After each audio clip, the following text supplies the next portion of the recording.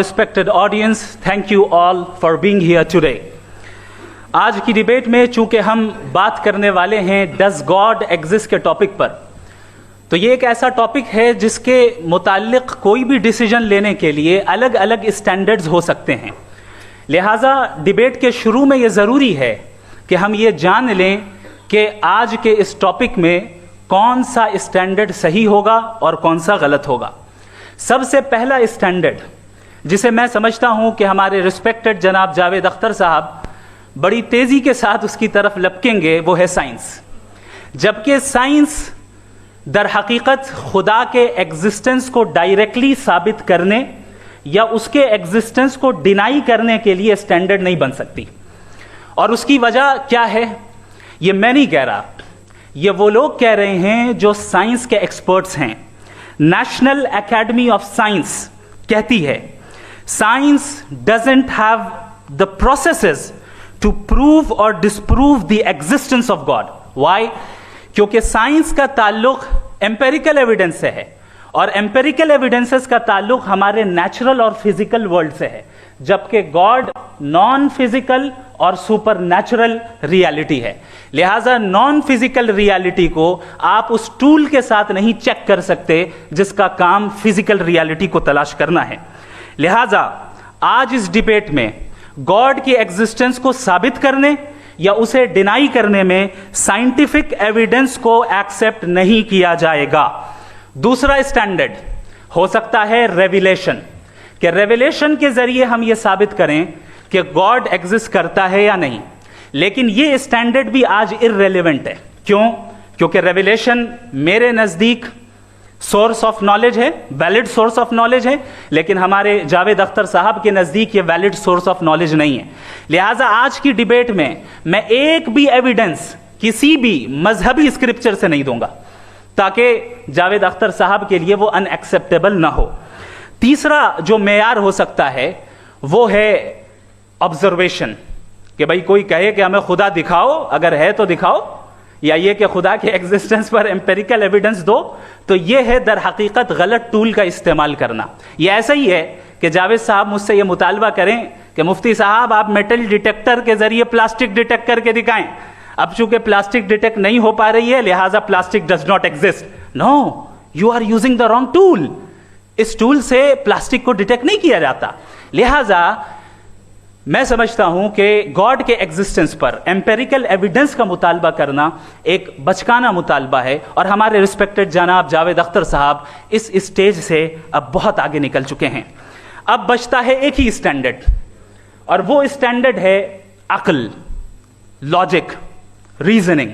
اور یہی وہ اسٹینڈرڈ ہے جس کے تحت گاڈ کی ایگزسٹنس کو ثابت کیا جائے گا یا گاڈ کی ایگزسٹنس کو ڈینائی کیا جائے گا. لیکن چونکہ یہ بہت امپورٹنٹ اور سینسٹیو ٹاپک ہے، اس لیے لاجیکل آرگیومنٹ بھی ایسا ہونا چاہیے جو ڈیفینیٹو ہو، انڈیفینیٹو نہ ہو، جو 2 اور 2 4 کی طرح بالکل واضح ہو، جسے لاجیکلی ریجیکٹ کرنا پاسبل نہیں ہو. فار ایگزامپل ہم کہیں ہمارے رسپیکٹڈ مسٹر سوربھ صاحب یہ ایک انسان ہے اور تمام انسان کانشیس بینگ ہے، لہٰذا نتیجہ کیا نکلا؟ ہمارے سوربھ صاحب بھی کانشیس بینگ ہے. کیا یہ انڈیفینٹ آرگیومنٹ ہے یا ڈیفینٹ آرگیومنٹ ہے؟ یہ ڈیفینٹ آرگیومنٹ ہے. یہ 2 اور 2 کی طرح واضح ہے، اس میں کسی طرح جو ہے لاجیکلی اس کو ریجیکٹ نہیں کیا جا سکتا. تو اگر آج ہمارے جاوید اختر صاحب ایسی کوئی عقلی دلیل اور لاجیکل ایویڈنس دیں خدا کے نہ ہونے پر جو ڈیفینٹ بھی ہو، تو میں یہ اعلان کرتا ہوں کہ یقیناً میں اس ایویڈنس کو قبول کروں گا اور اس پر غور کروں گا. لیکن ساتھ میں یہ بھی اعلان کر دیتا ہوں پریڈکشن کے طور پر کہ ایسا کوئی ڈیفینٹ آرگیومنٹ کوئی نہیں پیش کر سکتا. دلیل ہم دیں گے اور ڈیفینیٹو دلیل دیں گے، لاجیکل دلیل دیں گے، ایسی دلیل دیں گے جو انٹائر ایتھیسٹک ورلڈ اسے ریفیوٹ نہیں کر سکتی. چلیں اب ہم ایک ایگزامپل سوچتے ہیں، ایک سینیریو، سمپل سینیریو. تمام آڈینس سے گزارش ہے، ہم اور آپ ایک آئسولیٹڈ آئیلینڈ پر ہیں، ایسا آئیلینڈ جہاں پہ ہم سے پہلے کوئی کبھی نہیں گیا. چلتے چلتے آپ کے سامنے اچانک آپ نے دیکھا ایک پنک کلر کی بال پڑی ہوئی ہے. سب سے پہلا سوال آپ کے ذہن میں کیا آئے گا کہ یہ بال یہاں کیوں آئی، کیسے آئی، یہ پنک کلر کی ہی کیوں ہے؟ کوئی اور کلر بھی ہو سکتا تھا، ये इसी शेप में क्यों है? कोई और शेप भी हो सकता था। नेचुरली आप इस तरफ पहुंचेंगे कि कोई ना कोई है जिसने इन स्पेसिफिक प्रॉपर्टीज के साथ इस बॉल को बनाया है और यहां पे रखा है। चूंकि आप जानते हैं कि ये जो बॉल है इसका एग्जिस्ट करना जरूरी नहीं है। ये एग्जिस्ट कर भी सकती थी, नहीं भी कर सकती थी, और एग्जिस्ट करना ही था तो किसी और फॉर्म में करती, किसी और कलर में करती।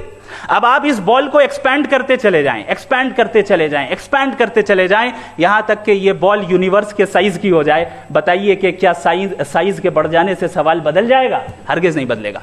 अभी भी सवाल रहेगा, ये यूनिवर्स कहां से आया, इन स्पेसिफिक प्रॉपर्टीज के साथ कहां से आया, क्यों आया, किसने बनाया, यह सवाल उस वक्त भी वैलिड रहेगा।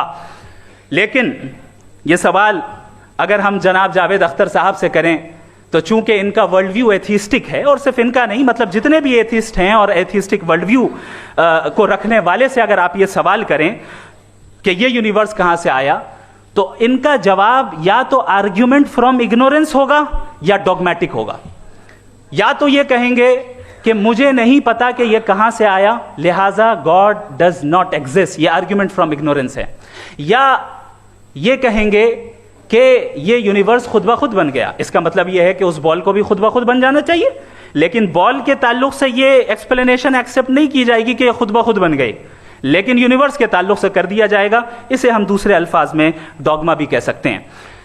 दूसरी चीज, हमारे जावेद अख्तर साहब जरूर गॉड ऑफ गैप्स की मिसाल भी जरूर देंगे, और मिसाल देंगे कि पहले जमाने में बिजलियां कड़कती थी तो लोगों ने किसी एक खुदा की तरफ, और बारिश होती थी तो दूसरे खुदा की तरफ मंसूब कर दिया, उनके पास दलील नहीं थी।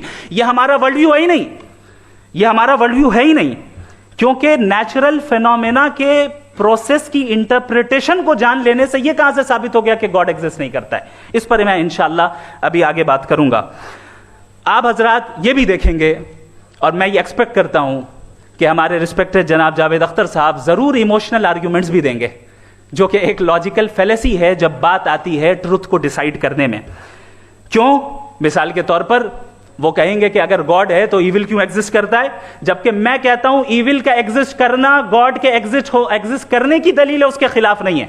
चूंकि अगर गॉड है तो हम सब उसके सामने अकाउंटेबल हैं, और अगर हम अकाउंटेबल हैं तो अकाउंटेबिलिटी के लिए ईविल का मौजूद होना जरूरी है, उसके बगैर हम अकाउंटेबल नहीं हो सकते। और अगर हम अकाउंटेबल नहीं हैं तो हम जनाब जावेद अख्तर साहब से पूछेंगे कि आप बताएं कि फिर सफरिंग इस दुनिया में क्यों है? अगर खुदा नहीं है तो सफरिंग क्यों है? और उन लोगों के जज्बे का क्या जिनके अंदर सफरिंग के बाद इंतकाम लेने का जज्बा पाया जाता है और वो इस दुनिया से ऐसे ही चले गए, क्या उनकी सारी तकलीफें बेकार चली जाएंगी? अब आ जाएं उसी एग्जाम्पल की तरफ कि बॉल, मुझसे अगर कोई पूछे इस बॉल को किसने बनाया और या इस एक्सपेंडेड बॉल को किसने बनाया, मैं कहूंगा कि चूंकि ये यूनिवर्स और इस यूनिवर्स की तमाम चीजें कॉन्टिंजेंट हैं। कॉन्टिंजेंट होने का मतलब ये होता है कि जो अपने एग्जिस्टेंस पे किसी के ऊपर डिपेंड करती हो, तो जाहिर है ये यूनिवर्स कॉन्टिंजेंट है। और अगर कोई चीज कॉन्टिंजेंट नहीं है तो मैं रिक्वेस्ट करूंगा कि मुझे दिखा दें कि कौन सी चीज यूनिवर्स में कॉन्टिंजेंट नहीं है, हम भी जरा गौर कर लें और हम भी देख लें।